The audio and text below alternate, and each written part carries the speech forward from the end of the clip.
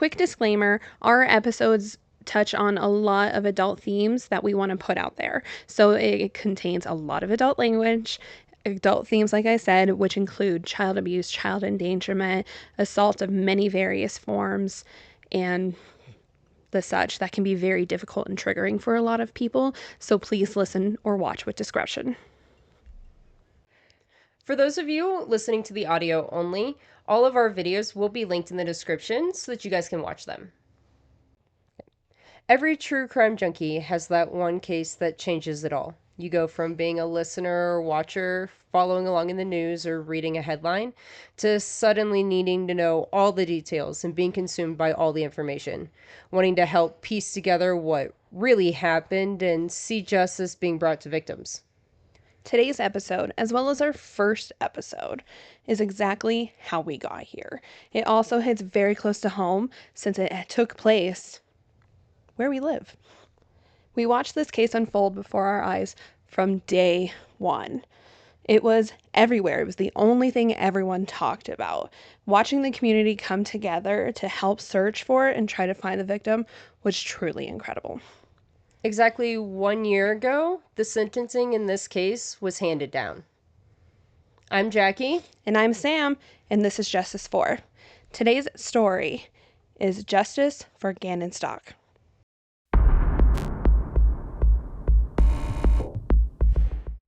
At 6:55 p.m. on Monday, January 27th, 2020, the El Paso County Sheriff's Office in Colorado Springs received a call for a runaway child. That child was 11-year-old Gannon Stauch. He was reported to be last seen between 3 and 4 p.m. the same day. It was reported by his stepmother, Leticia Stauch, that he went over to a friend's house but never came home. Since there are a lot of people in this story, we're going to break down the key players before we go any further. No better place to start than with Gannon. He is the son of Al Stauch and Landon Hyatt, or Bullard. She is referred to both throughout the trial and the next few years. Gannon was born in South Carolina on September 29th, 2008. He was born premature, weighing only 1 pound 6 ounces. G-Man, he was referred to by everyone growing up, and he was born a fighter. Gannon loved Sonic the Hedgehog, playing his Nintendo Switch, and it was his prized possession. He loved to play video games. He even had a Twitch channel that he would occasionally stream himself on there playing. He was just an all-around happy and loving kid who would help anyone. A few years later, Al and Landon welcomed sweet little Lena, who lovingly nicknamed Gannon Bubba, as he was her hero. They did everything together. Eventually, Al and Landon divorced, and Al went on to marry a woman named Leticia, who also goes by T and Tisha, or as we like to call her, dumb bitch. She has a daughter, Harley Hunt, from a previous marriage. After Al and Leticia married, his job with the National Guard moved him to Alaska. Leticia was not about living in Alaska at all, so she would bring the kids up there from South Carolina for a few weeks at a time, and then they go back to South Carolina for a month or so. It wasn't long before Al got the news that he was relocating to Colorado. So Leticia packed up the kids from South Carolina, headed out to Colorado, and Al joined them a few months later. So now that we have all the people and where they fit into the story, let's really get into this. To fully understand how shocking this case was to the community, we want to walk you through how we experienced it on a day-to-day basis, how it was being unfolded by the media. Then we're going to come back with all of the information and the details that were revealed to us years after. And let me tell you, there were so many questions and uncertainty during these years. So much. There was so much speculation by everyone. Oh, yeah. And we weren't even close. I mean, well, maybe. I don't remember. Some things. There was so much in between it. Anyway, so after Leticia called the police to report Gannon missing, the police didn't show up to the home until 10 p.m., where they conducted a very limited search. So we're going to play the body cam footage for you. It's a little long, and we thought about ways to condense it, but we want you to really get a feel for who Leticia is and her demeanor the night that she was reporting him missing. So pay attention to all the little things she says because everything comes up later and it makes so much sense once you finally know. We promise. This came out pretty early on and it was very telling for the community. Socials. So y'all have hit all the friends' houses, or at least some of the people that are out. That we know. Is a social on his military ID? It might be if you consider him. Was there anything missing? No, there was nothing missing. He just had his game, which he's a huge, like crazy Mario, Sonic. You know, he had that with him, and that's it. I mean, that's all we see missing because Muslim immediately said, "Go look for the guns." And like I immediately went in there and I couldn't find one, so I was panicking. But you know how you're looking for something, and and so I'm like, oh my God, it's gone. And then I realized, you know, like okay, it was hid behind some clothes, you know, whatever. So all the guns are accounted for. I mean, clothing wise. Oh yeah, no, I didn't. We didn't see anything. Toiletries. Nope. Does he have like a wallet that he carries around with like full ID? The phone fit the wallet. Okay, like one of the attached case, like the. Yeah, you know, an actual wallet. Oh, okay. His phone was with the wallet, and he had left it in his room. And is the phone turned off at all? Has anybody tried the phone? Well, I have his phone. He left the phone here with the wallet. Oh, okay. That's how we went. So how do you know? So he must have used somebody else's Facebook. Is that what you're thinking? That like he logged in somebody else's and asked that question if can my parents find me, or was that one? No, his search history. it was in his search history prior to this happening. Okay. So he had already like searched this information. He had deleted a bunch of things too because it would have like one thing searched for one day specific, and it was like, okay, we know you were on YouTube, we know you were on this, you should be, you know, whatever. And there was a lot of messages deleted, like over and it set the carpet downstairs on fire. Now it was nothing big, like a 12 by 12 spot. So I honestly wasn't even going to tell my husband. We went in there, we were like going to cut it out and like just put it not I get you. you know, like, because if I called you and said, celebrate how the cut, You said fire, that's all. Exactly. So I just took the covers that he was laying down, like and I just like threw it on there because I got my daughter out and the dog's out. She was working, and it was. You can have everybody know. I know. It was something that we were just like. No. Did he take his bike? No. Okay, so somebody saw a little kid on a bike. They posted it, and they didn't know if he brought it. Well, he did, unless he took it sooner and brought it back because Lena ends up getting the bike and rides the bike because hers had broke. When she ran into him, I say ran into him as in not physically, but she somehow got his bike because hers wouldn't work. So he could have at So one they were point. here. Okay. Yeah. They were supposed to go pick him up for dinner. Okay. And he never came home. They thought he was at his friend's house. He was like, he didn't start sleeping, so they were going to pick him up down the road. And he was never there. And he never went to his friend's house. He was on. Okay. And he was taking the switch. Do you mind if my partner looks around the house real quick? Yeah. Because kids, they hide. And they can hide for hours. And you'd be surprised. Pretty check the can like the. So What happened between that and the time he got out of school? Okay, so 3:15ish, 3:20ish, they usually come in every day and they have to like ride laps or something, you know, like physical activities or something like that. But since his stomach was hurt and his daddy told him he could go ahead and get his like switch time back. So that's pretty much it. They usually get snacks, and we always require them like, hey, you have to go outside, you know, like all these things. So Pretty active then, huh? Yeah. So, he did that. He didn't do that because you said his stomach was hurting. What happened instead of him doing that? instead of what?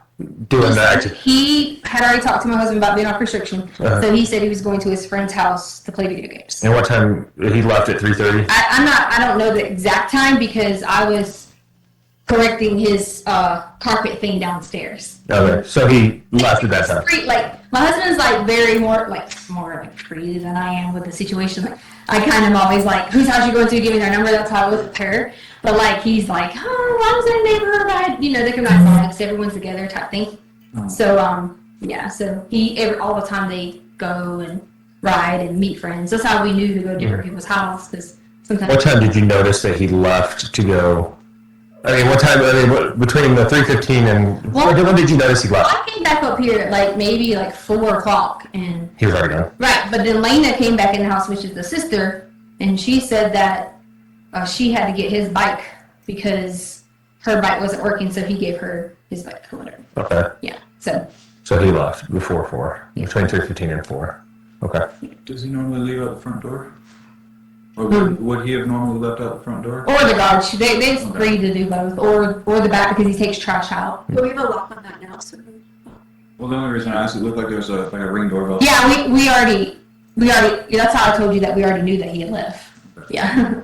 And what time was that? Just so we have it for done. We don't have the video recording. We just have like the thing on the ring. Oh, okay. We don't pay the fee. Okay. Yeah. How long have you guys lived here? We like a year and something now. Yeah. Can you have talked to all of his friends' parents in the area? I'm not the person to talk to things. I don't have numbers.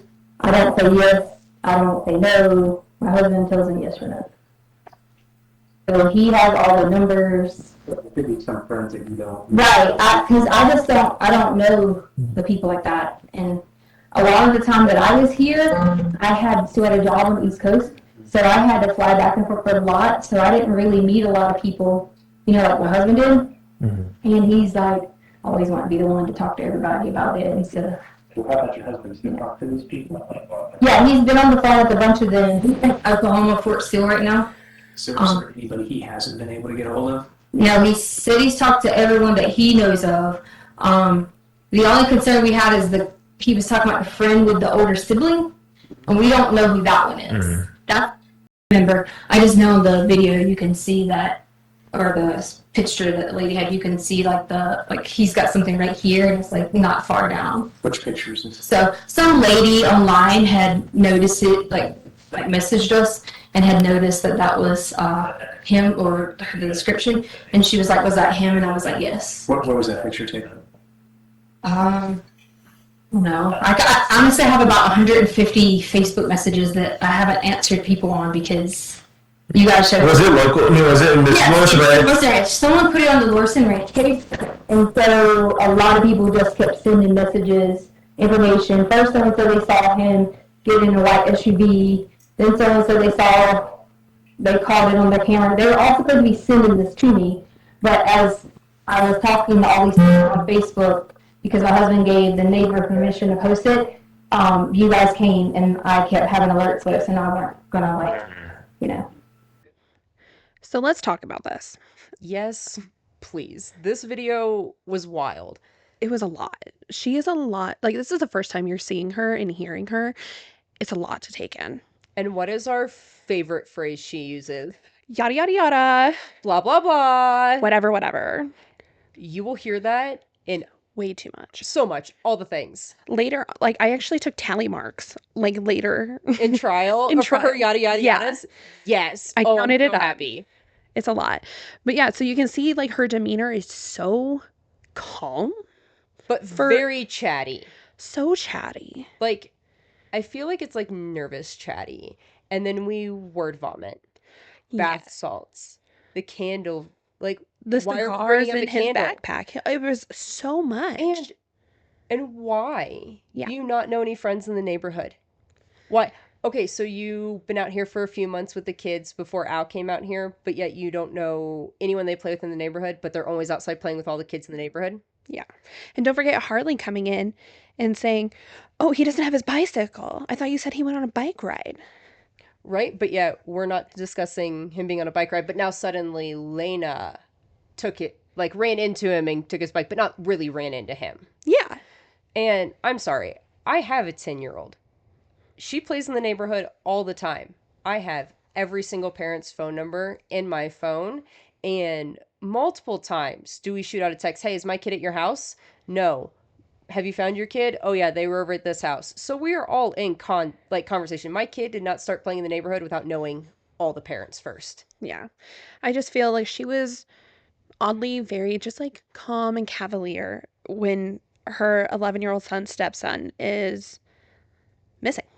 Way too calm. I would not be able to sit there and have that conversation if my kid was missing. And because the police showed up so late in the night, yeah, I would be beside myself, not calm and laughing about things. Yeah. Wild. Okay. So after this, well, I wouldn't even say after this, before the police even showed up, there was posts put out, things like that Gannon was missing and everyone was trying to find him. Community parties started right away, on foot, in cars. Some neighbors were even using drones, which is pretty cool. Yeah. So Gannon's face was literally everywhere. Facebook, the news, everywhere you went, everyone was talking about Gannon. And immediately that day. Yeah. Like, this was a Monday, and I remember going into work on Tuesday, and everyone in the salon was already talking about Gannon. Yeah. We had flyers in my work, which was like a half hour away from the community this happened in. We still had flyers everywhere. It was crazy. But everyone, and I mean everyone, was keeping an eye open, constantly looking for him. But wait, who wasn't looking for Gannon? Can you guess? Oh, was it Leticia's bitch ass? Oh, it was. It was. It yeah. was. So the Lorson Ranch community truly showed Alan Landon what the word community meant. Lorson Ranch was not just any neighborhood. They have a Facebook page that's just dedicated to the neighborhood. Everyone can get on there. They can sell things. They can post when, there's a dog missing, a person missing. And it just basically kept the neighborhood connected and in contact. All the news about Gannon's whereabouts that week and everything was in that group. And soon other groups popped up that were to help find Gannon. And it was insane how quickly some of those groups on Facebook grew and what they were doing. Mm-hmm. The next day, Tuesday, January 28th, Al came home early from the National Guard training in Oklahoma. He had already been away the previous Friday. So he works full-time for National Guard, and he has to go away for training sometimes. So, I mean, I get it. It happened. And this was a pre-planned event. Like, he was already supposed to be gone before the events of this weekend happened. Mm-hmm. So on Wednesday, January 29th, the FBI enters the chat, and Gannon is officially updated from a runaway to a missing and endangered child. Something truly special started happening all over Colorado. The neighborhood put up blue lights for Gannon. I did it. And it started in Lorson Ranch, and it quickly spread to all of Colorado Springs. Mm-hmm. Everybody was putting up blue lights to light the way home for Gannon. Blue was his favorite color. There was also a youth hockey team in the Springs. They are a CC Tigers sub-team. And one of the boys on this team actually went to school with Gannon. And they had this incredible idea to wrap their hockey sticks in blue tape. Just an incredible act by these kids who just wanted to do something to help somebody that was their age. Yeah. And they felt for him. That's so sweet. It was really cool to watch the entire community come together to try to find Gannon. Mm-hmm. And the thing is also, like, the coaches for that team, everything, they didn't ask any of these kids to do it. They just did it. Yeah, it themselves. Was all the kids' idea. Yeah. Completely. Yeah. So Landon arrives in Colorado to help search for Gannon. When she gets to Colorado, she immediately goes into do a press conference with Al and Lena, pleading for Gannon's safe return. We're going to play that for you now. I'm Landon Hyatt, Gannon's mom, and I encourage you guys, I know many of you mothers and fathers, I encourage you just to find him. I'm so thankful for all the outpouring help that this case has brought. My son is a very loving kid. He wouldn't want harm on anybody at all.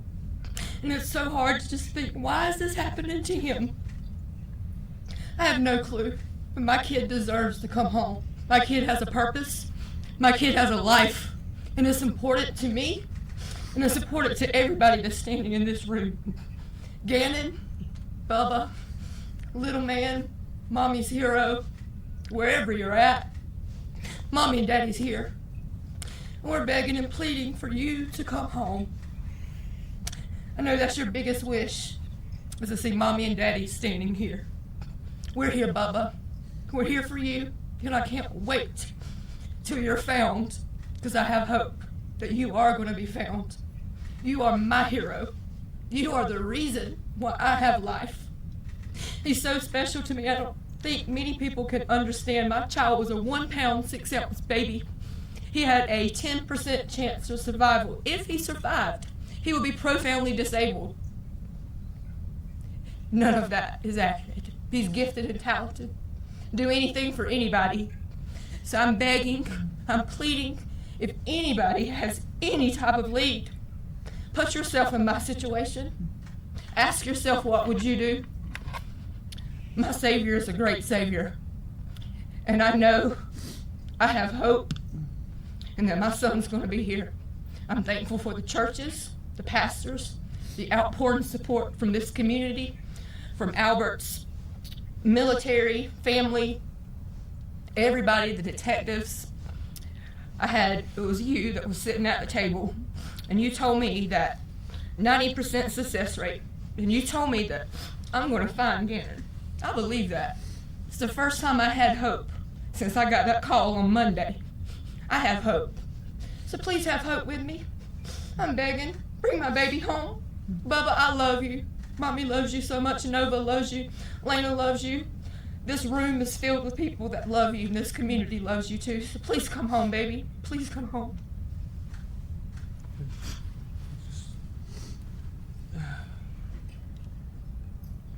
Yeah, I'd like to reiterate what Landon said, that what an incredible community we have. I mean, everybody in here in a team, incredible team that I came out my front door, I think it was Tuesday, and there was 300 people out there searching my neighborhood. It blew me away. So thank you, everyone. Thank you. Did you notice who wasn't in that video? Leticia. Wow. Yeah. We started to realize about now that something was up because Leticia suddenly was not with the family. Ever. At all. After this point, we never see her with Al, Landon, Lena. We only see her with Harley. Yeah, it was very apparent that she was not involved pretty much in anything. Yeah, with the searches and trying to find Gannon. So, on Thursday, January 30th, news broke that Leticia and Harley had been confronted by the police at a shopping center. Sorry. Yeah, we'll get into that later. You'll understand. But Harley's phone and her car were seized by police at this time. Go ahead. So when Leticia, she walked out of the store and saw the police, she threw the keys to the car and darted off, running the complete opposite way, like knees to chest, sprinting away from them. And she didn't stop running until she saw them pull their firearms. And then it was full-blown stop, and oh my god, I didn't know. Yeah. You should really go find the video from trial to watch, because it's pretty funny. It's prime. The way she runs away and then yells, "Don't tell them anything!" Yeah. At Harley. Yeah, Harley was escorted out so it was all undercover officers. But they were walking Harley out, and all Leticia was doing is screaming, "You don't tell them anything!" However, neither of them were arrested. None of them were detained. They just wanted to seize Harley's phone and the car. Yeah. That was it. That's all they wanted. That was it. And somebody reacted. Yeah, a little bit. So Friday, January 31st, Leticia does a KKTV interview with Spencer Wilson. Oh, this is probably our favorite thing that happened. One of them. One of the favorite things that happened during the entirety of this. Yeah. Because she's dumb. So Leticia had just packed up her things from the house, and she is driving out of the neighborhood and spots a reporter. So what does she do? She pulls over and asks if he would like to interview her. And Spencer Wilson went, "Yes, ma'am." Technically, she asked him, "Do you want the interview of your life? Of your career?" Yes. Ma'am. I forgot. Ma'am. But yes, Spencer Wilson did, and he took it. Of course. So she sets herself up to have her back to the camera. She will not have her face on camera. We see somebody took some notes from Chris Watts. Colorado's fucked up, guys. That's why we're here. So, Leticia does this interview, but she'll only do it with her back to the camera. Yeah. And it was the first interview that we saw also. Yeah, like the of her. first time that she's speaking publicly Yes. since Gannon was reported missing. Mm-hmm. And oh boy. Yeah. We couldn't have dreamed. This is like, it's great. It is. It revealed a lot. It really did. We would like you guys to listen to this and pay attention because we want to see if you happen to catch something that she does. Mm-hmm. So we're going to go ahead and play this interview for you now. You are? I am Leticia Stauch, which is Gannon's stepmother. You've been a part of the investigation since the very first time. You were the last person to see him. Is that right? Correct. What did you see when you last saw him? Well, I'm not allowed to talk about anything with the case. I would more so be willing to talk about how the community needs to have faith and continue to work together and not make these false accusations, like the things that have been said that I've disappeared from the community. I haven't been there to help, but there's lots of reasons behind that. Reasons like death threats, right? Right. Death threats are one of them. My family's getting lots of death threats. We counted over 20-some death threats already. 2, my husband's ex-wife is living in our home, and of course I'm not coming home to do these things and to help with the family when I was kind of like told I couldn't. And then many other things that happened with the El Paso County Police Department, and in doing the investigation I was told I wasn't complying. And can I elaborate on that? Please do. Yes. So I asked for an attorney during the interview, and I was denied that by them.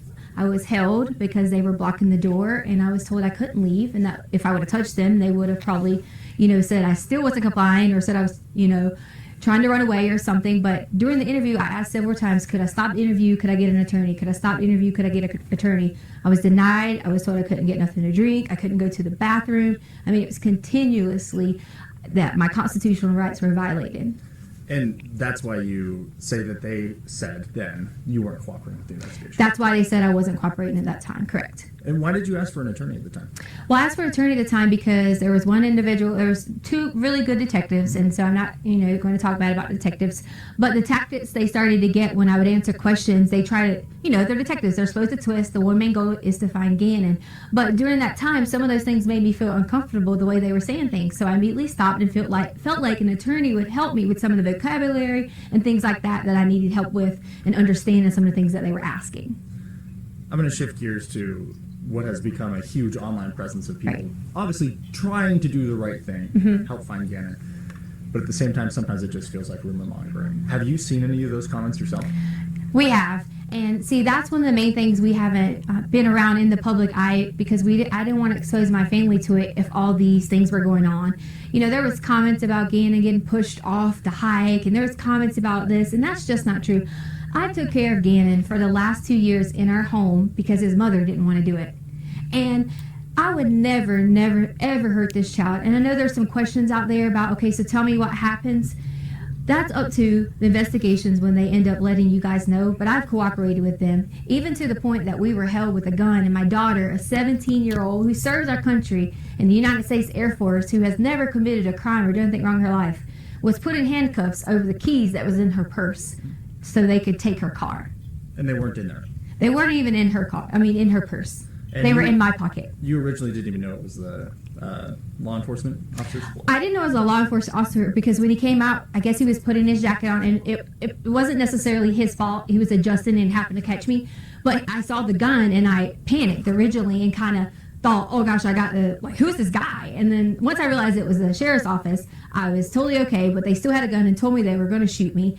But I was really concerned about my daughter, asking why she was being detained in handcuffs and things like that, when that shouldn't even happen for a child. That shouldn't happen for someone who was standing inside of a store shopping because we couldn't have any clothes because all of our clothes were here. If we came here and got clothes, we would be harassed. So she went to purchase some underwear and things like that and was put in the handcuffs in the store, and then brought out with men with guns. And that's just not okay. They could have approached me and said, hi, I'm with El Paso County. Can I please get this? Instead of the way that it happened. Should try and clarify here, not necessarily crime rates, but the way that people are reacting online to rumors about you with the search. Oh yes, wow. The rumors have gotten so bad.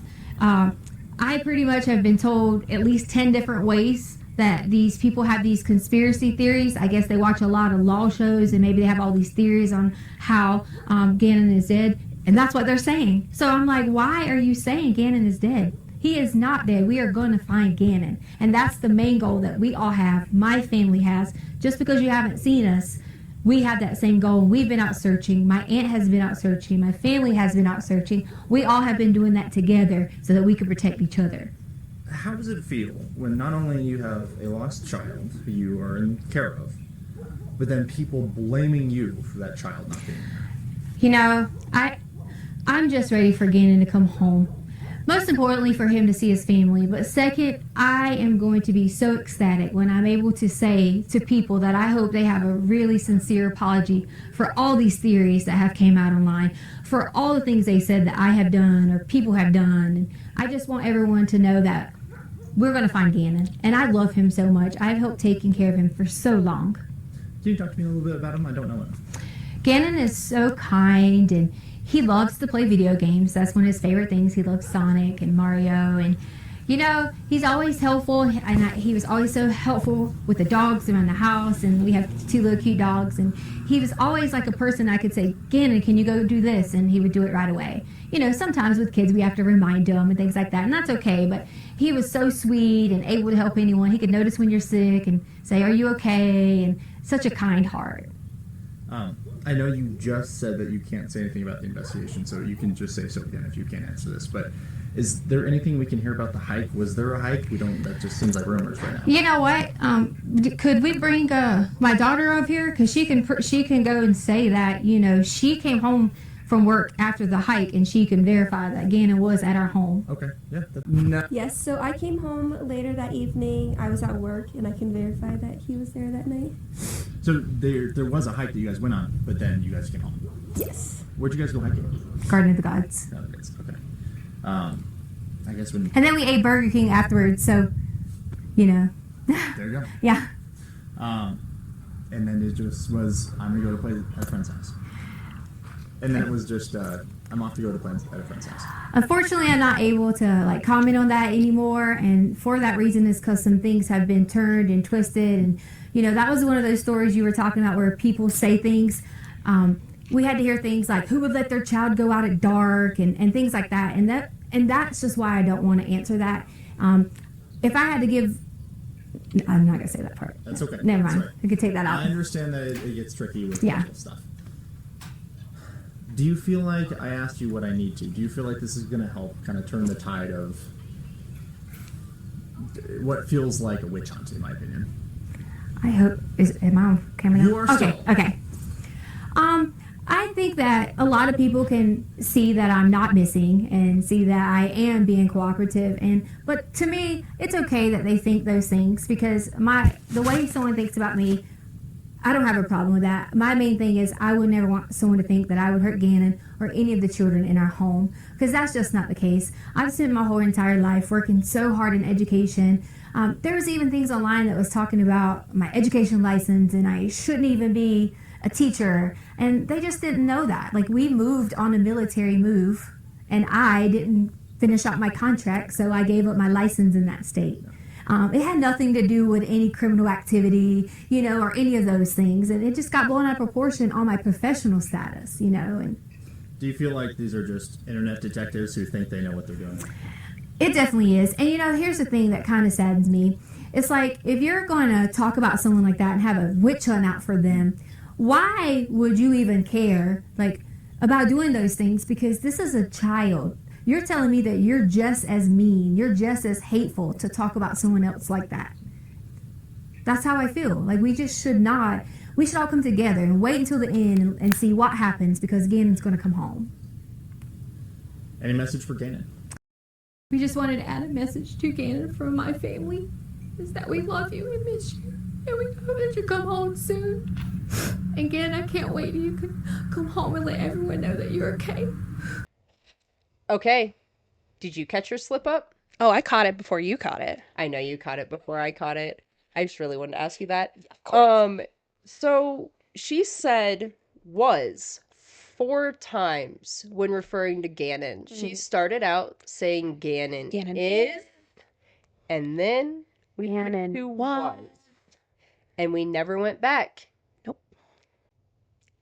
But the fun thing was, I didn't catch that when the interview first premiered. Did you? Yes, I did. Instantly. Yeah, I think this was the interview that made me start really paying attention to verbiage in interviews. Oh yeah. You know me though, I catch that a lot. Do. I always forget. I always get too excited listening the first time. Yeah. And I'm like a little kid and I'm like, oh, let's listen to the story, and I believe all of it. And then I get done and I talk to you and you're all, can you please go listen again? Yeah. And then I hear it all. Yeah, so that was on Friday. Yes. We have nothing on the weekend though, but Monday, February 3rd, a neighbor released ring camera footage. Yes. Yeah. The next door neighbor, right? I think he was a couple houses down. Yes. Actually. Okay. But we have a clear view of the driveway. Yes. So this was the footage from January 27th. So we're going to describe what the clip is first, and then we're going to break it down because this clip has been analyzed over and over and over. This so much. Clip, it was all we had. It's all we had for the longest time. So this was just slowed down, played.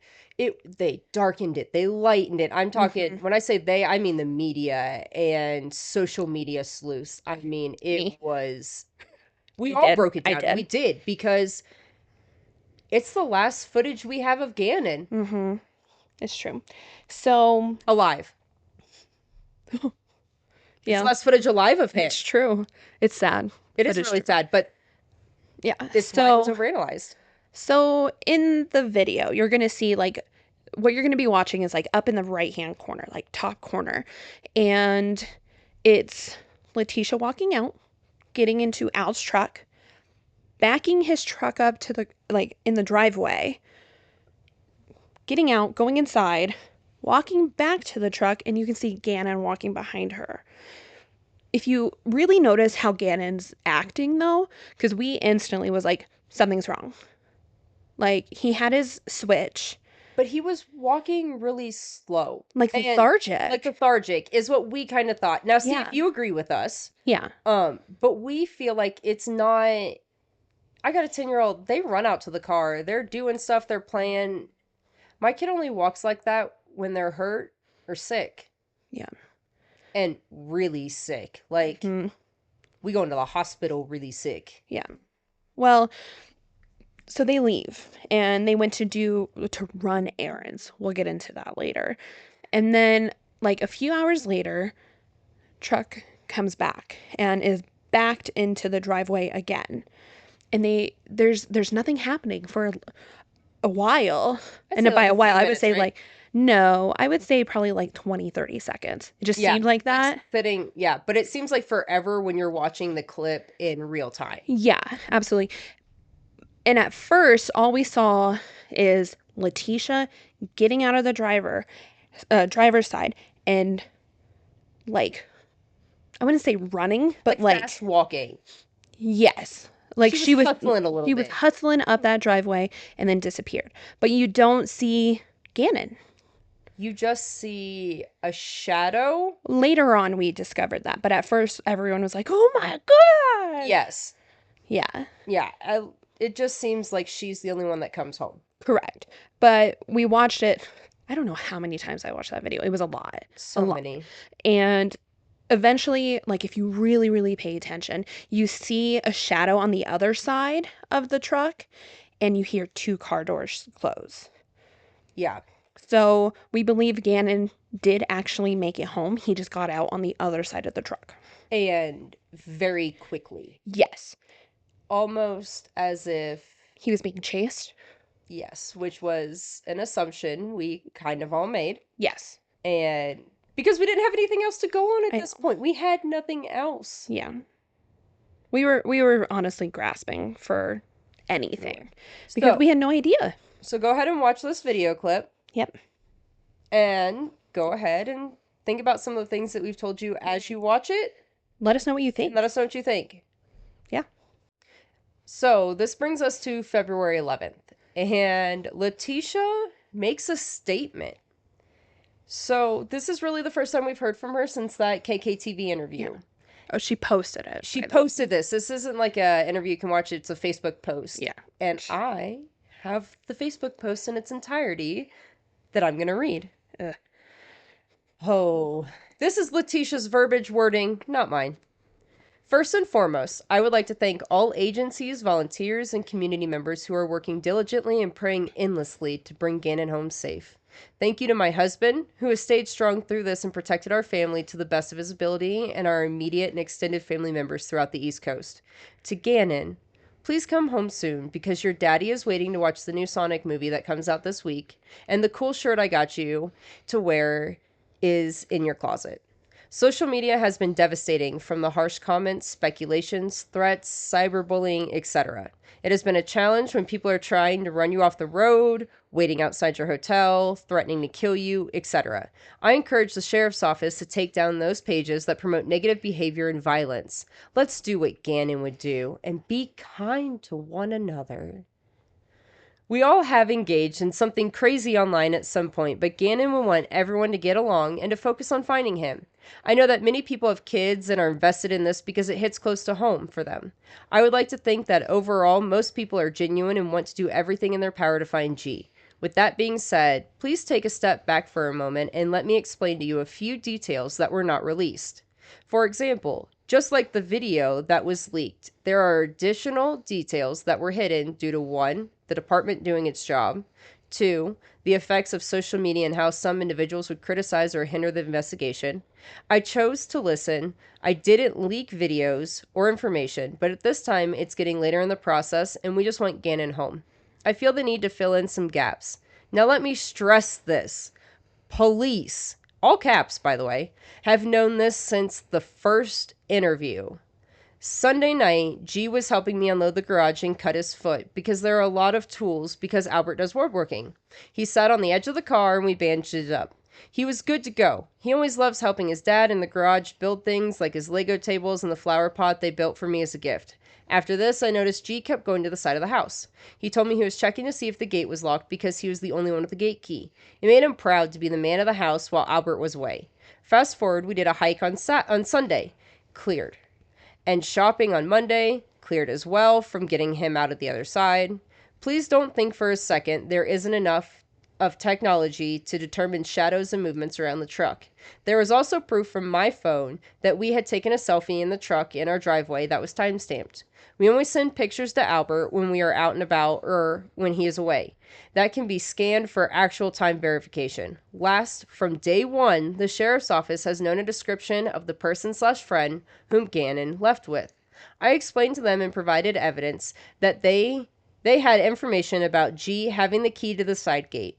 Last, they have more in-depth details that go along with this, pointing to who sent the person or why he may have come. Again, I repeat, they have had this initially, and I was asked to keep quiet about it so they could have the best shot at doing their job and bringing G home.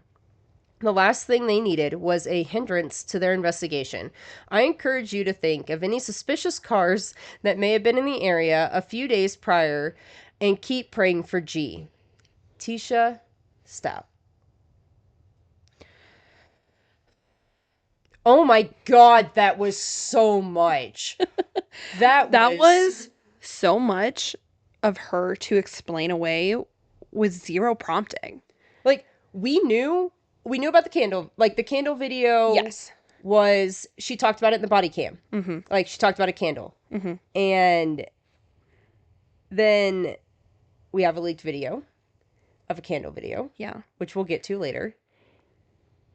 And then, so tell me something. If Gannon cut his foot on Saturday in the garage, bad enough that it was bleeding everywhere and we had to bandage it up. Yeah. Why are we going for a hike on Sunday in Garden of the Gods? I don't know, man. I don't hike, obviously. I don't hike either. But why? Why are we going? Why would you go on a hike if your foot is that hurt? Right? I know. Okay. Yeah. Also, like, just from doing research and, like, looking at pictures of her and stuff, she never timestamped any of her photos. So why all of a sudden that weekend did she start timestamping her photos? Interesting point. I know. Wild. I mean, it is true. Yeah, we've just started timestamping things. It's like when people suddenly start turning their phone off in the middle of the day. Yeah. Ugh. Okay. Well, let's move on. There's a lot we could keep discussing, but we're going to move on.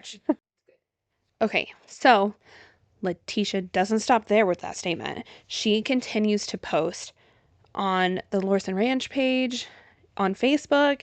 Her family even jumped in to like defend her and say that her and Harley were running out of money and they didn't have a place to stay and they weren't receiving the money from the GoFundMes.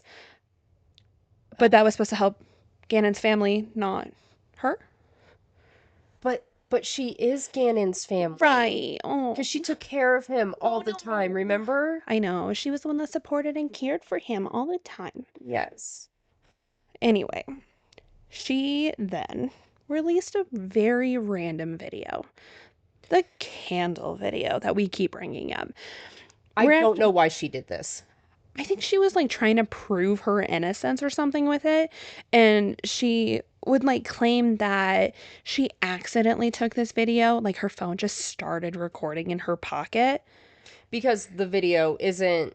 It's not a video of her like videoing things like you would take a video. It's like if you're walking around with your phone next to you and the video's on. Yeah. So we're going to play this video for you really quick and just really listen because you can hear Gannon's voice and just like the scaredness in his voice. Like, ugh, it's heartbreaking a little bit. So we're going to play this video for you and we'll be right back.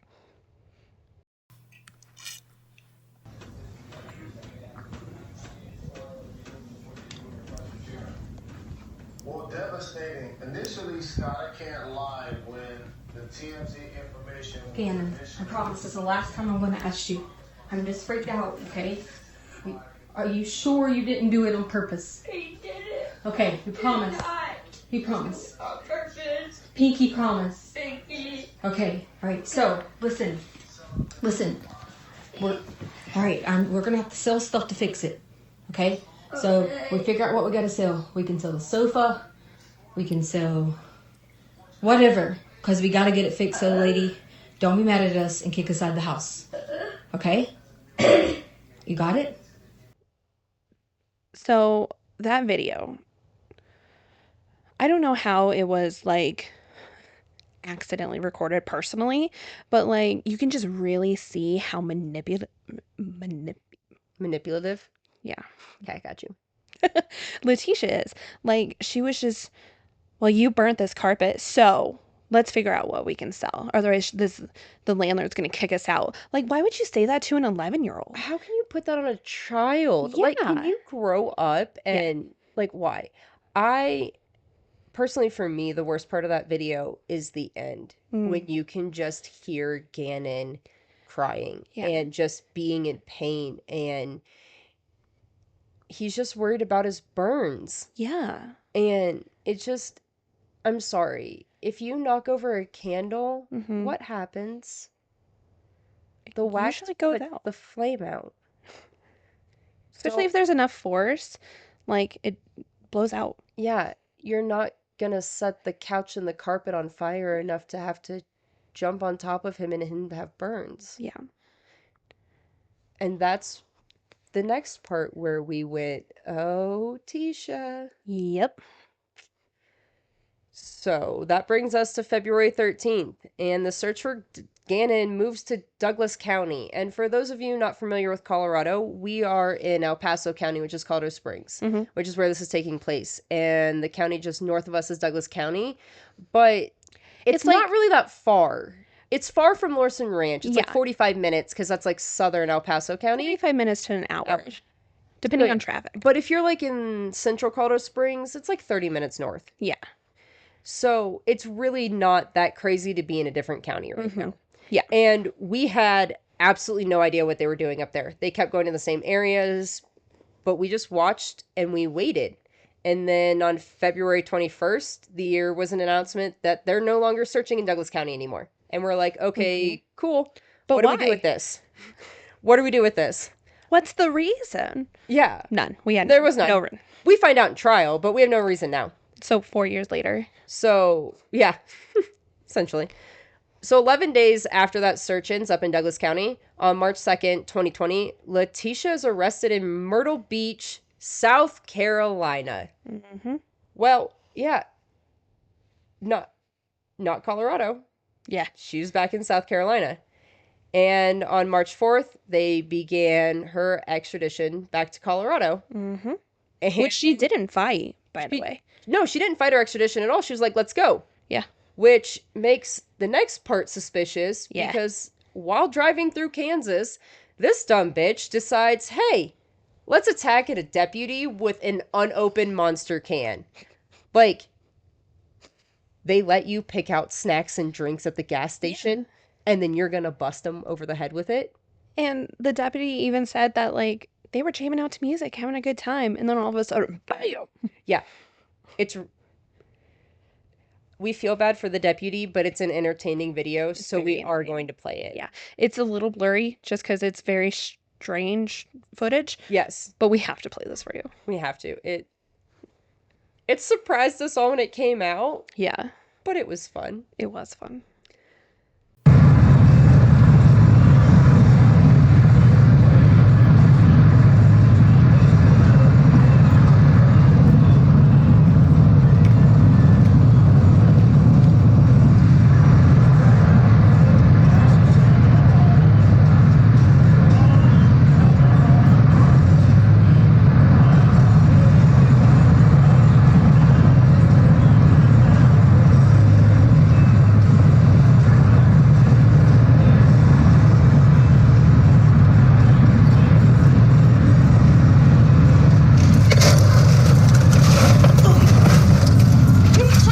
She keeps threatening me.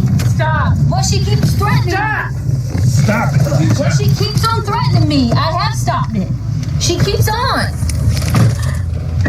Well, she got out of the restraints. She keeps on. Threatening me. Put your arm down. I will for you. She keeps Put your arm down. Put your arm down. Well, she down. keeps threatening me the whole time. Tisha, give me your arm. I will to you, but not to her. Tisha, give me your arm. I will to you, but not to her. Cooperate with me. Now. Cooperate with me. I will with you, but not with her. Cooperate with me. I will with you, not with her.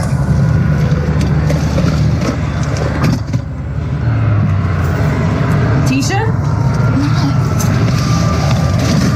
I will with you. I said I would with you. Give me your arm now. Well, I said I would with you. I said I would with you. I said I would with you, Miss. Stop resisting. I'm not resisting. I said I would with her. Well, the other girl not to touch me. Go ahead. I got her arm. I have to stop Tisha, stop I'm not resisting. Yes, you are. Stop it. Put it behind her back. Yep.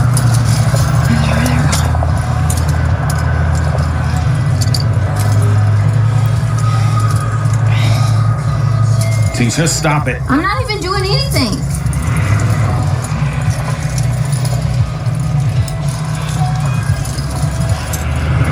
You just got another charge. Well, she shouldn't be doing me like this. So 1 week after they finally get her back to Colorado, on March 11th, she's finally and formally charged with the death of Gannon. Finally. Yes, we're getting somewhere, right? Yeah. I'm just kidding. So, on March 16th of 2020, Colorado Springs government bases shut down for the COVID lockdown.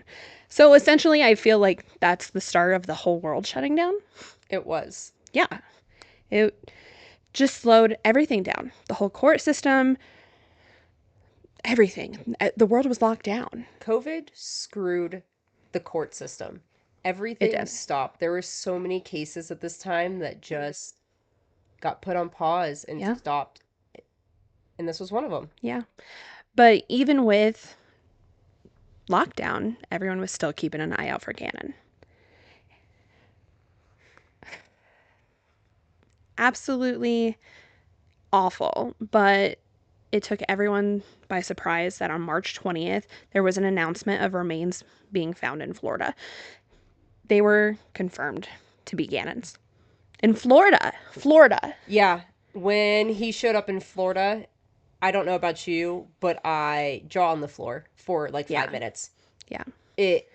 Florida was the last place any of us expected him to be found. I thought for sure it was going to be Douglas County. When she popped back up in South Carolina, I thought for sure we were looking in South Carolina. Yeah. But Florida. Do you remember when we were trying to figure out where Gannon could be? Yes. And one of our top choices with how much access there's to hiking trails and mountains in Colorado that are secluded, especially Colorado Springs area, that we figured that she dumped him out off of the side of a mountain or a cliff somewhere, and that we were never going to find him because there are so many places like that do that in Colorado. And so Florida was not on our radar. It wasn't even on our radar. Not at all. Not at all. With his remains being found, new charges were filed against Leticia. Thank God. Thank God. Yes. So then began the long waiting game, full of trial delays and other Leticia bullshit that we're going to get into later. So, are you confused yet? Because we were. Let's break down what we now know. So let's go back to the morning of January 27th. Leticia texted her boss that she wouldn't be coming into work that day because her stepdad was hit and killed by a car. And she had to go back to South Carolina. She had only had this job for 1 week at this point. Okay, if you're going to call into work, why would you tell that lie? So then Leticia texted Al that morning as well, saying that Gannon was staying home from school because he was sick. And she actually sent Al photos of Gannon in bed that morning. He was covered up with a red and green blanket that had patterns on it. And his switch was laying next to his bed in this photo as well. Hold on to that piece of information. It's important for later. Leticia decided that she needed to run some errands that day and took Gannon with her, who was sick enough to not go to school. So we're going to go run around town now, right? I mean, technically, I understand why she took him, but like, this was not like an urgent... Hold on, let me tell you the errands he needed to run first. So she went to Petco for outfits for the dogs. That was it. That's it. That was her urgent errands. She needed to go to Petco. So we do have video footage of her at Petco for 30 minutes, but she's being weird. She is constantly walking up to the front, looking out the windows, and she said it was because she was checking on Gannon in the truck because he didn't come in. She left him in the truck. She left him in the truck. Yeah. But she was checking on him. So we never see Gannon inside the Petco. We never actually really see him in the truck either. We just know that he was there with her. GPS. Yep. Since she then drove up to Douglas County, about 40 minutes north of that Petco, over an hour away from her house, and claimed that she was buying a bicycle from someone on Craigslist. Yeah. While Gannon's sick. Yeah. I want to point out really quick also, the Petco she decided to go to was like 35 minutes away from her home. And isn't there a closer Petco to her? Yes. Yeah. Why? We don't know why she went. I mean, it kind of, like, if she's really going out to Douglas County to buy this bicycle, it would kind of make sense, but, like, it doesn't all at the same time. I mean, yeah, because that's, like, on your way. Yeah. And it's easy to pop off the highway to get to that one. Yeah. But it still doesn't make sense. It doesn't make sense at all. So, after she goes up to Douglas County, she returns home. Al receives a text from Gannon's phone later this day. And it was a weird text because it wasn't the way Gannon texts. There was a lot of periods in between the words. And can you guess who also texts like that? I wonder. Was it Leticia? Oh, yes. So Lana comes home from school and Leticia tells her she needs to play outside because Gannon is sleeping in her room. In her room. Not his room. Yeah. Her room. Her room. And then Harley comes home from work, and Leticia tells her that she needs to go to the dollar store and get cleaning supplies. carpet cleaner, bleach, baking soda, extra strength deodorizer. I mean, I guess I don't know a lot about science, but I know about cleaning up blood by being a woman. Oh my god, that was really murdery for a minute. I know, I'm sorry. Okay. But like, I had questions. I also have animals that hurt themselves. They're not the smartest, okay? But like, those generally combine together to clean up blood. And if you Google how to get blood stains out of stuff, that's the first stuff that gets pulled up, that like comes up. Yes. After this, Leticia calls the police and reports Gannon as a runaway. And that's kind of how the events for that Monday unfolded as we knew them. Yeah. So then on Tuesday, January 28th, Al came home from the training, just like we knew he did. Leticia actually picked him up from the Colorado Springs airport at 9 a.m. When she went to get him, she went inside and rented a vehicle. For what? Well, she told Al she didn't want to put more miles and pay extra on her Tiguan that was leased. She told him that the Tiguan was at French elementary school.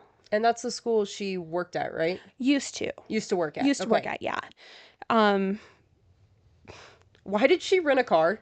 I don't actually know. She's saying that they didn't want to put extra miles on the Tiguan, but like, okay. That's the last thing that I would be thinking about when my kid's missing. Absolutely. Who's thinking about putting extra miles on their lease? I don't care.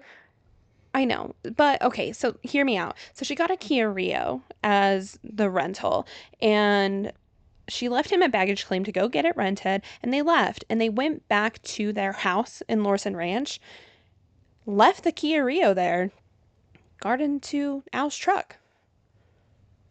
Okay, so if they took the truck anyway, why did she get a rental car? So, I don't know. It's so dumb. And also, like, after she returned the Kia, they like reported that she only put 71 miles on it. That was definitely not a lot of miles if you're searching for your son. Yeah, not at all. No. Oh well. So they ended up having an interview at Starbucks because Leticia didn't want to have the police in the house. She said she was protecting the young children, so essentially Lena, from like hearing anything. But of course, the police were really hoping to get into the house for this interview just to get another look around.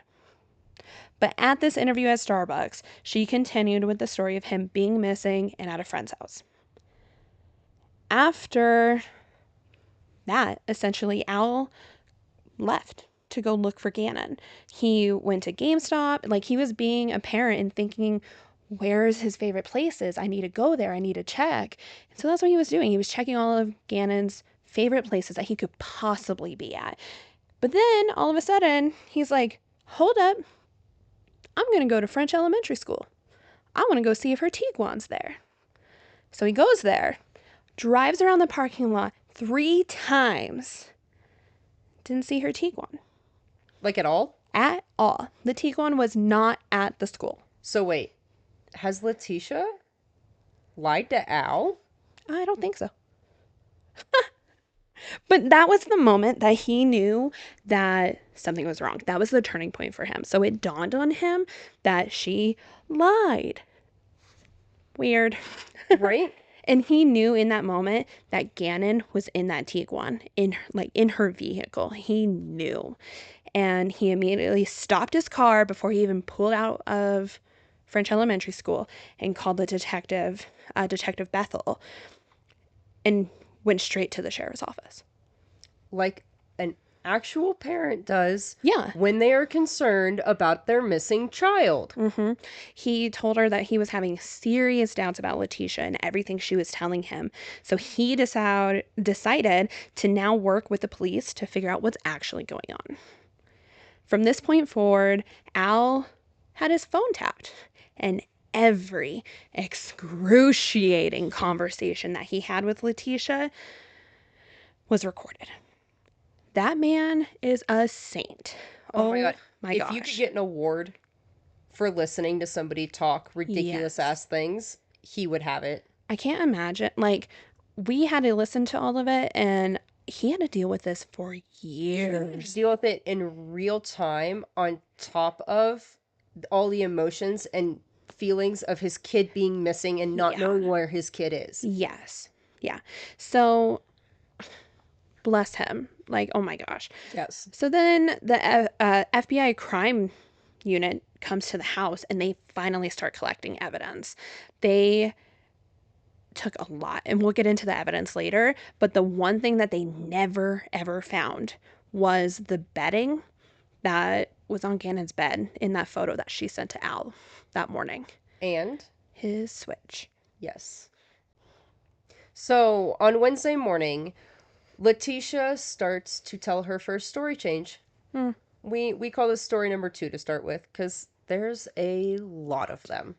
So Leticia's actually at the house with Al and Landon and some of Al's family at this point. In Lorson Ranch. In Lorson Ranch. Yeah. So as Leticia starts to tell the story, Al stops her and goes, "Hold on." And he goes around the house and he collects all the guns and he goes and secures them in his truck. His National Guard training is what came him to this conclusion. He kicked in immediately. Yep. He then went downstairs and took his mom and sister out of Gannon's room, because that's where they were sleeping. And then he went and grabbed Landon and pulled her into the room with him and Leticia so that Landon could hear what Leticia was telling him. And he made her restart from the beginning. And essentially the story that she told was that she had been raped, use your imagination, y'all, and beaten in Gannon's room that Monday before Lena got home. And she says that Gannon got hurt because he jumped on this person's back to stop him, and there was a bunch of blood in Gannon's room, and that she cleaned it all up because she was so scared. And she also states that during this, she was allowed to leave the room multiple times and text Al and greet Lena coming home from school while all this was taking place. So Leticia was supposed to be having her interview Wednesday morning as well at 9 a.m. But she didn't show up until afternoon. And when she did show up, she was in a freshly washed Tiguan and had a purse full of notes. Yeah, like notes for what happened a couple days before. Traumatic events. Yeah, because when I get traumatized, I need a stack of notes to recall it. Of course. This woman. So, needless to say, during this week, Landon was staying at Al and Leticia's house in Lorson Ranch until they were no longer to stay in this house anymore because the police took it over for evidence. And this pissed Leticia off. And how do you know? Because she never shut up about it. Clearly. Yeah. I mean, you heard it in the interview, like in the KKTV interview, she despises Landon. Yeah. And it becomes very clear. So in this interview, she kept asking if she could refer to her notes when detectives asked questions she couldn't answer. Yeah. During this interview, police were sneaky, and they went on out to her Tiguan and saw it had just been washed. They saw there was this weird brown substance on the back bumper. And after this, they just straight seized that car. They seized her phone, and we were doubling down on Leticia in that interview room. Absolutely. And the reason that they could tell it was freshly washed is because there was water droplets on it, and it was not raining that day. It doesn't rain generally in January, February. No. Not at all. And it wasn't, yeah. And there was no snow either. Not recent snow. Correct. Not on that day. No. So, as she's in this interview, she decides to tell story number 2, basically, to the police. What we consider story number 2. Enter your favorite, Eduardo.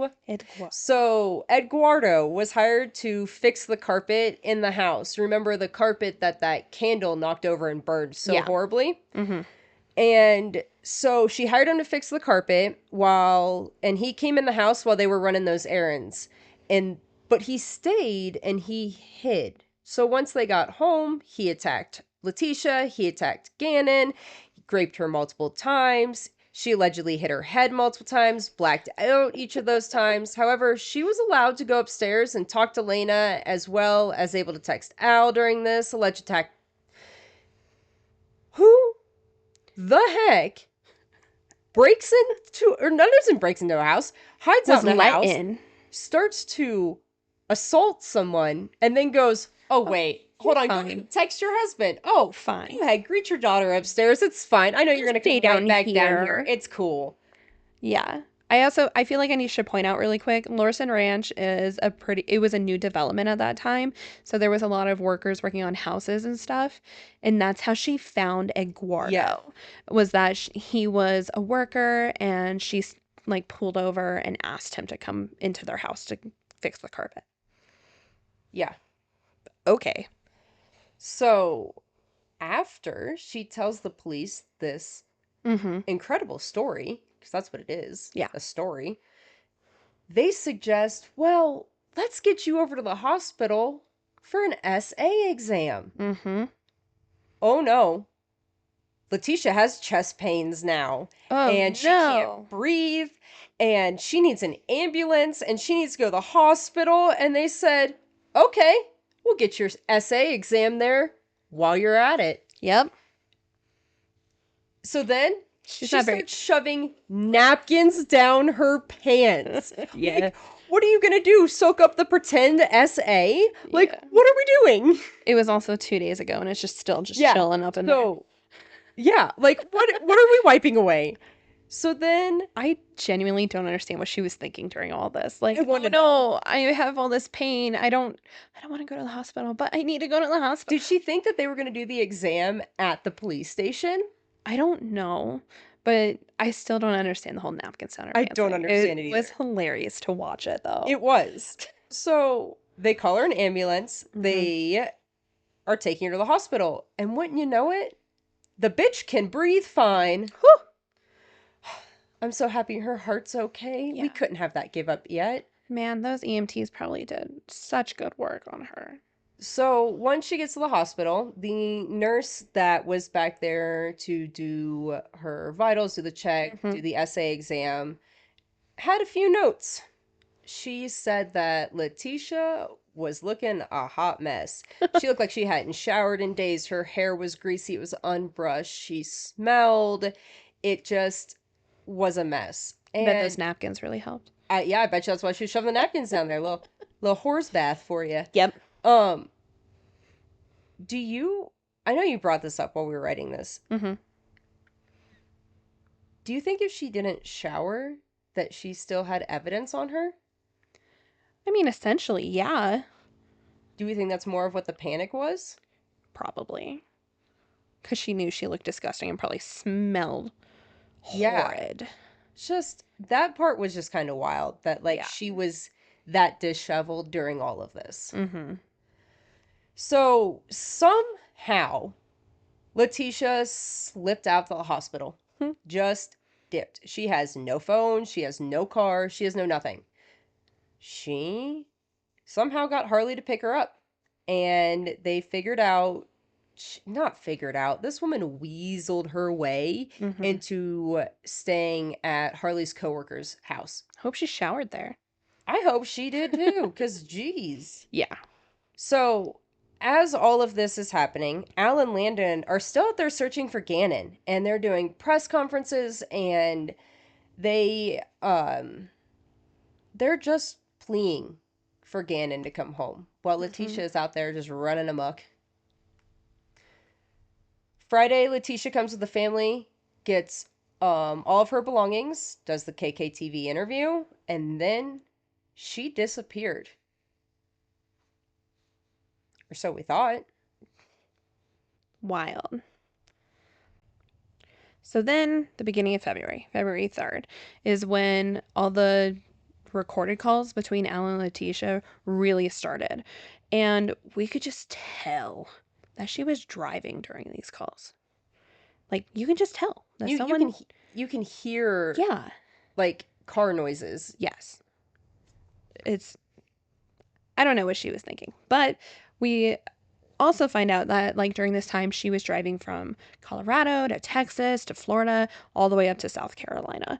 And while telling Al she wasn't going anywhere. Yes. Yeah. But also wouldn't give him any location during these calls. Correct. And kept yelling at him about them not being together. Yeah. It was insane. She was just a mess.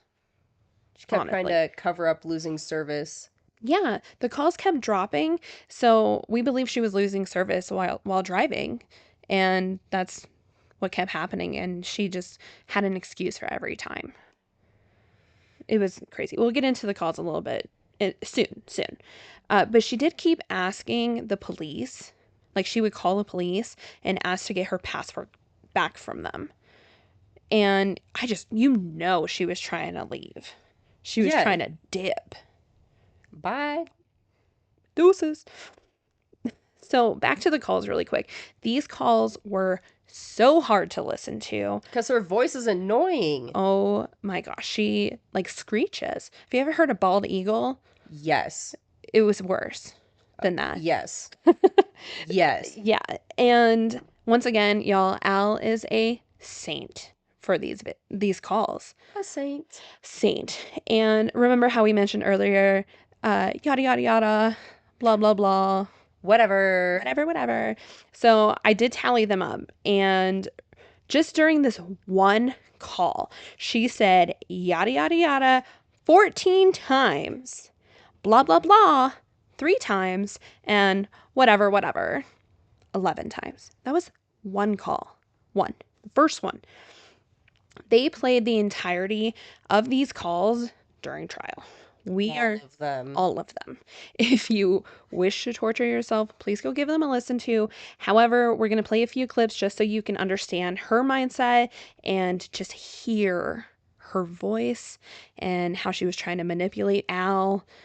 Oh my gosh. She kept referencing to something she was reading, like while she was talking to Al too. Like, she kept being like, hold on, let me go read this. Like, let me look at my notes. So it was probably the exact same notes that she took into the interview. So. I want to see her notes. I know, me too. So, we're going to play you some clips. And we want to know if you catch things, and just so you can hear it. All right? So the first one we're going to play you is Alice just being done with her bullshit. Done. And it was pretty quick that he went straight into this. So they're having a conversation. She's being Leticia. And he's like, look, I have to ask you, did you kill Gannon? Yeah, it was, when we heard that, I was like, we clutched the pearls. Yes, we did. Pearls were clutched, and we couldn't believe it. Also snaps for Al. Yes. Also, give you guys a heads up before you watch this, because we don't know where in the country you're listening from, or if you're not from the U.S., our highways. Yes. So in Colorado, our main highway we drive on is I-25. Now, on the East Coast, the main highway is 95. Mm-hmm. Just to explain some of these highways that are going to come up, and we want you to pay attention to the highways, because she says something interesting. Her little slip up. So we're going to go ahead and play that clip. Yep. But like I said, I had to go get my clothes changed and everything just so I can blend in better. And I want you to know that no matter what, we can work through this together, and I can help you, okay? But you just gotta let me help you. But I have you told me to be straight up. I got a very straight up question, okay? Are you ready? Yeah. Did you kill Gannon? I need to know. I need you to answer me yes or no right now. I killed Gannon. The answer is no. I can't believe you asked me this. I just gotta know you. I told me to be straight up. I gotta know what's happening to my son. Why you would think I killed Gannon? There's a lot of unknowns. I mean, being straight up again, you changed your story again to me for the 4th time. No, I changed my story. You did. This is the 4th version of the same story, okay? Wow. Like half of what you told me today, with the cut foot, and now he's got burned arms and picking it, and his butt's bleeding. All this stuff is new to what you told me the other day. And the other day you told me that you cleaned up the area where you got raped so nobody would see it. But now you told me you just changed clothes. I just don't know what the hell's going on. I didn't tell you. First off, you never even listened to me about anything that went on. I did. No, you stopped, because I listened to you. I listened to you, and then I went and got the guns and put them in the truck, and then I came back and me and Landon listened to you, and then I stopped and picked your story apart. So get it straight, Tisha. I listened to you, and I said, if I'm wrong about the rape, I will get on my knees and beg you for forgiveness. Did I not say that? Yeah, but you haven't. Exactly, because I haven't been proven wrong yet. I want the truth. If I'm wrong, if the police, no matter what they're doing, the FBI, the CBI, the CBS, whoever, okay, if they tell me I'm wrong, I will publicly, in front of the world, get on camera and tell you I'm sorry. But until that happens, we're going to find the truth. How can you tell me that someone didn't come? I don't understand. How can you tell me that someone didn't do something to hurt me and take me? I'm not telling you that. I'm telling you it hasn't been proven one way or the other. You said you banged your head on the freaking table. Now I got to tell them to go check out the table and see if there's any blood or any of your... You do that. They already asked that. Okay, but that's the first I heard of it. You see what I'm saying? You never would talk to me. You literally just sat here in a conversation and asked me, did I kill our child? Yes, I did, because if you say no, then I'll stop thinking that you did it. Okay?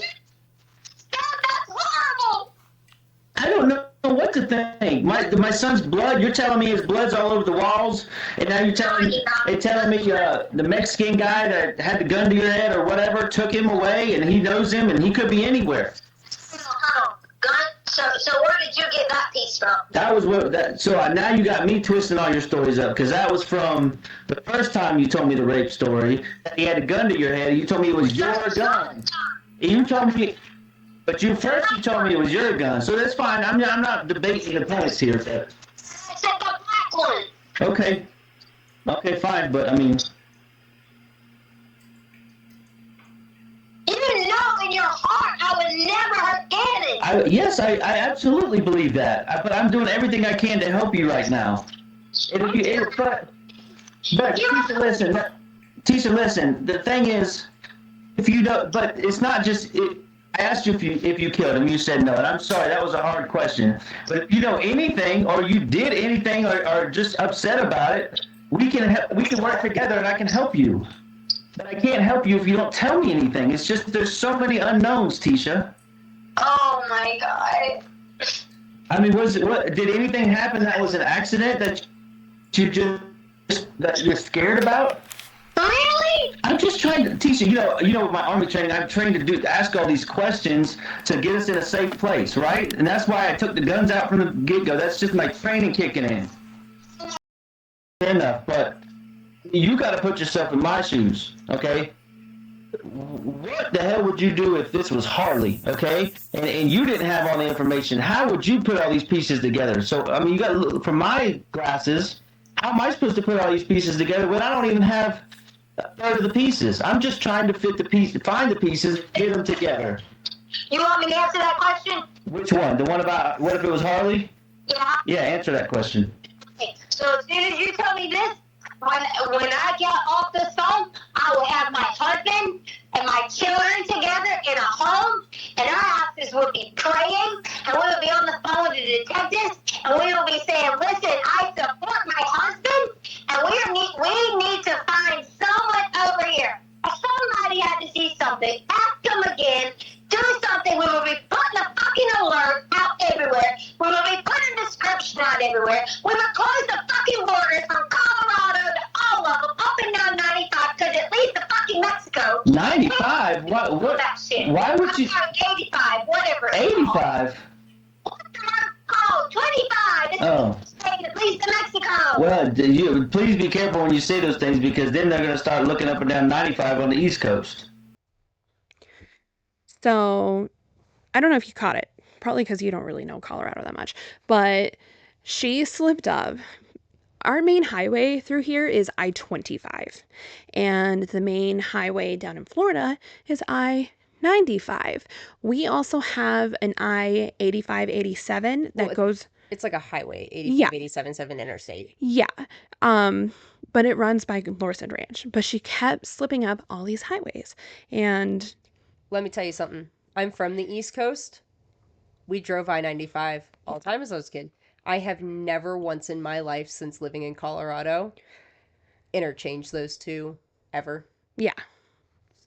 It was a great slip up on her part for the whole the whole case. Yeah. But pretty dumb on her part. Mm-hmm. The next one we're going to play for you is more for our benefit because we had a really good time, even to this day, that we still do this, that she tells another story yet again, and she just screams out, immunity! I want immunity! Which, like, why do you want immunity if you didn't do anything? Yeah. Is this when he was asking about if it was an accident? This was after. So this was a different call another day. And yeah, he did ask about like if it was an accident, things like that. This was just one where she was like, I'll tell you what really happened, but I have to have immunity. See, there were so many calls. Yes. Dear God. I know. Yeah, but we're going to play this part for you because... You just have to hear it. You have to. I need you to be here when we deport it. I am. I'm right here. I'm right here. I'm begging you. If they give me immunity, I will help. Okay, but here. I can't get through it. Okay, well, that's why I'm here. I'm trying to I'm not. You have the legal background. Okay, I don't have that knowledge. All I have is my recruiting time and the other stuff I've done. So you need to help me understand what you're trying to get. I don't understand what that means. Immunity, okay? Do you know what immunity is? Other than what I've seen on TV shows, I don't know. I need you to help me. That's what I'm trying to. Help me to get you to that point. Hello? Immunity is there's going to grant the judge that I will not be charged anything in this. Because I didn't have anything to do with it. In return, that I will testify and I will give them the information of who I've given and I will testify against them. Okay.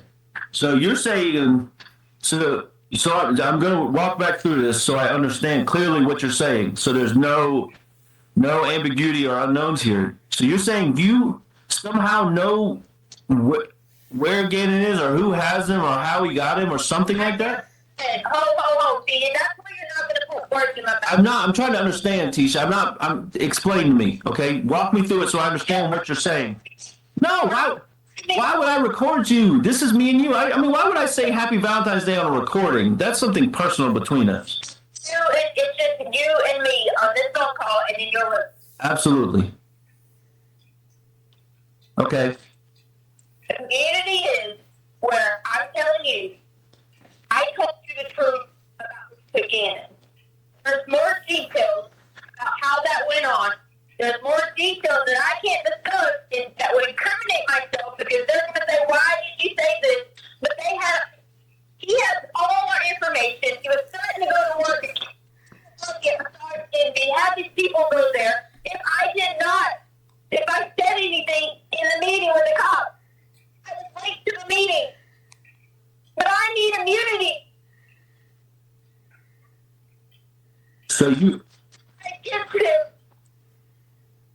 So why? What I don't understand is why, babe. Is this not something you would tell me from the get go? I just. Everything. Kill my daughter. They were going to kill me. They were at everybody. They would do everything.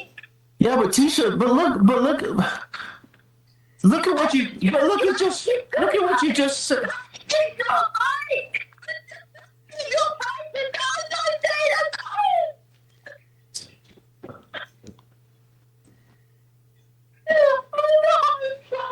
But Tisha,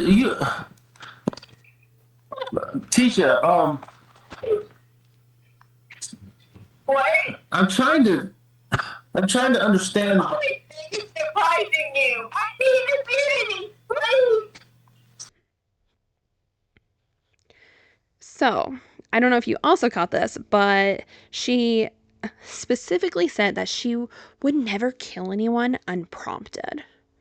The fuck does that mean? I don't know. But why would you even say it in the first place? Random. And then this man that was still in the house while the police were there, hours later when they finally came, and she said she was trying to signal to the police that he was in there. We've watched that. I'm sorry, didn't we just watch that body cam footage? Yeah. There was no signaling. There was no. And also, they walked around the entirety of the house. Yeah, they didn't, like, in depth go into rooms. There's no way. There's no way. But then, of course, you know, she then goes on to say, like, the man was in a gang. It was a lot. Ugh. Now, we're going to enter Quincy Brown. Quincy Brown. So, she, on one of her calls, the immunity call actually, is when Quincy Brown came about. And she said, Quincy Brown is the one that came into the house. Not Eduardo. It wasn't Eduardo. It was Quincy Brown. Okay. Now it's Quincy Brown. So now it's Quincy Brown. Yeah. Eduardo didn't do it. Yeah. Okay. He was in her house. And, like, surprisingly enough, Quincy Brown. So every Monday, Colorado Springs, El Paso County releases their most wanted list. And he was at the very top of it. Of course he was. The Monday before she spoke to Al about it. I know.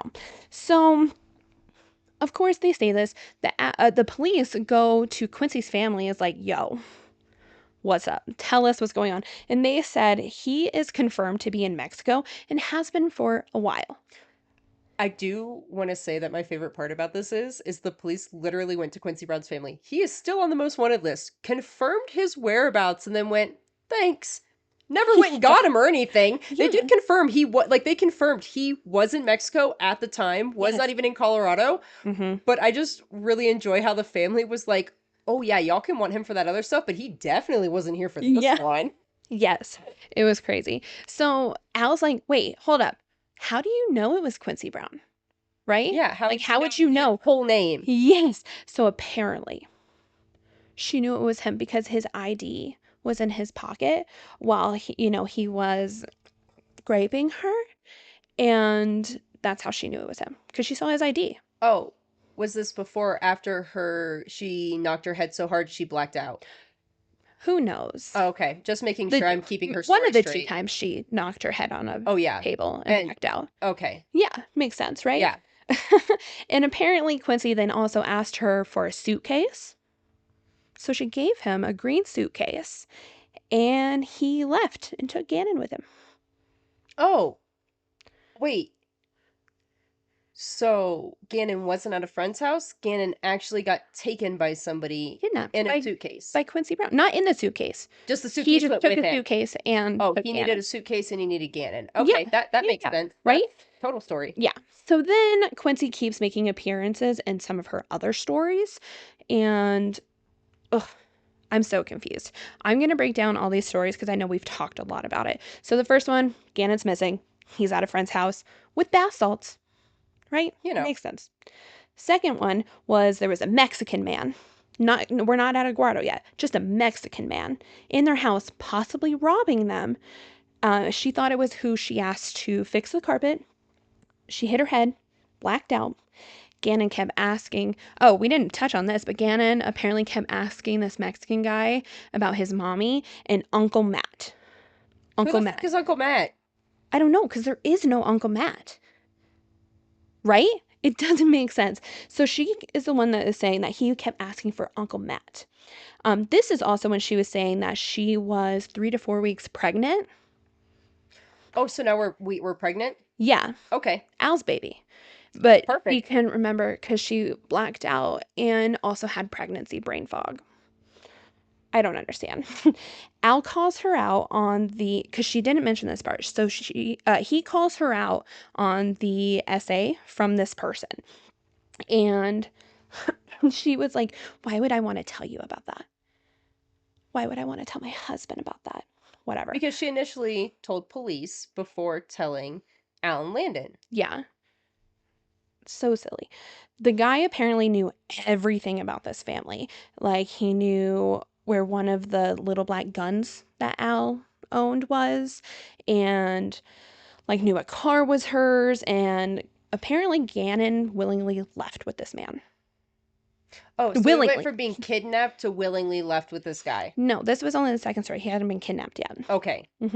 So then, when Al was like, I don't believe this, she was like, oh, Eduardo. He's the one I hired to fix the carpet. And he stayed to hurt them. And then he got kidnapped by Eduardo. Right? So then there was a fourth story that we didn't even touch on. But we kind of mentioned that there was the bicycle up in Douglas County. Yes. Right? So that was brought up. This also gets brought up later with Quincy Brown. So I'm going to move on and we'll touch on that in a minute.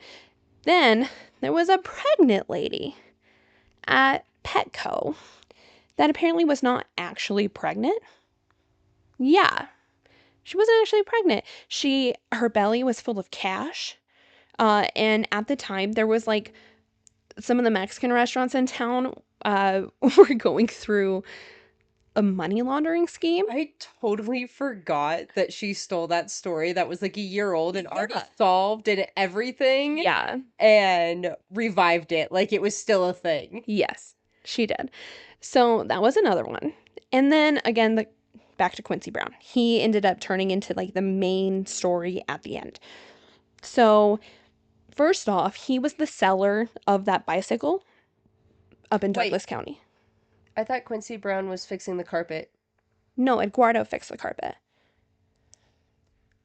I know. I think they did all of it. Probably. So Quincy Brown was the seller of the bicycle that she was going to buy off Craigslist.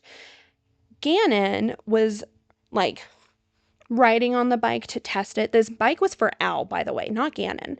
And he apparently fell and hit his head. Oh, yeah. Okay. So now we have a head injury. Yep. Now we have a head injury. So then Quincy scooped up Gannon and was like, I'll take him to the hospital, and just left. Oh, yeah, because every mom says, okay. Yeah. Yeah. You know. And she just stayed there. And she said she was just crying because she didn't know what to do. But instead instead of Al. Yes. Or anyone but else. Instead of going to the hospital, Quincy kidnapped him. Okay. Yeah. So. Oh, there's more.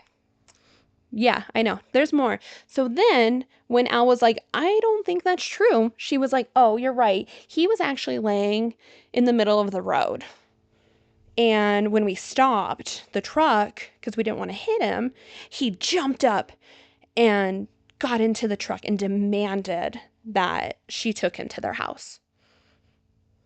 Where the rest of the allegations came in of the essay and kidnapping and the suitcase. That's where the rest of that comes in.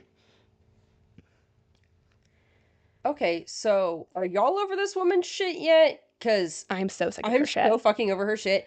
And are y'all confused? Like, I don't even know how Al was keeping these stories straight. Leticia obviously wasn't keeping these stories straight. I don't know how we kept these stories straight. Honestly, I understand the notes. Yeah. I get the notes now. I really, truly do. But that was before all of the other stories came about, too. That was just the first couple of stories that we have notes. These are just the things that all of these calls happened while she was driving. Mm-hmm. And poor Al just listened over and over and over again. I do not know how this man did not come through a phone and just strangle her. I don't know. I couldn't imagine listening to that bullshit over and over. So, as Al was talking to her through all these phone calls, mm-hmm. the police were feeding him information that they were learning to guide her into what she would tell them. And this is the stuff that she gave. She willingly gave everything she did to him. She did. And it was just in pieces. In pieces. And we started to collect that as we got through trial. Yeah. How much of this she really was. Like, some of the things that she gave up in these calls that we aren't going to play for you because there's just so much of them. So we just didn't want to touch on it. Talking about the amount of blood in the basement, she has an explanation for it. Gannon was picking at the scabs on his arms from the burns and smearing it on the walls. I'm sorry, if he was burned bad enough to be picking the scabs and bleeding all over the wall, why didn't you go to the hospital? Yeah. Could you imagine being a father and hearing these brutal injuries happening to your son that don't really have a base? Yep. And not knowing what to think of them? Yep. Like, the torture this man went through breaks my heart. Absolutely. But with all of this new information that was found and given freely, 5 weeks to the day after Leticia calling Gannon in as a runaway, she poetically got arrested for his murder. And on that note, we really, really hate to do this to you guys. Yeah. Especially on our first episode. But this case has so much information to it, and we just scratched the surface, to be honest. We did. In order to bring Gannon justice, we're going to have to split this up. So, please join us next Tuesday for a deep dive into Leticia's arrest and trial. Thank you guys so much for joining us. We really, really hope you enjoyed this as much as we have. Please make sure to like, follow, and subscribe. Please stay in the loop with all of our new episodes. Love you. Okay, Bye.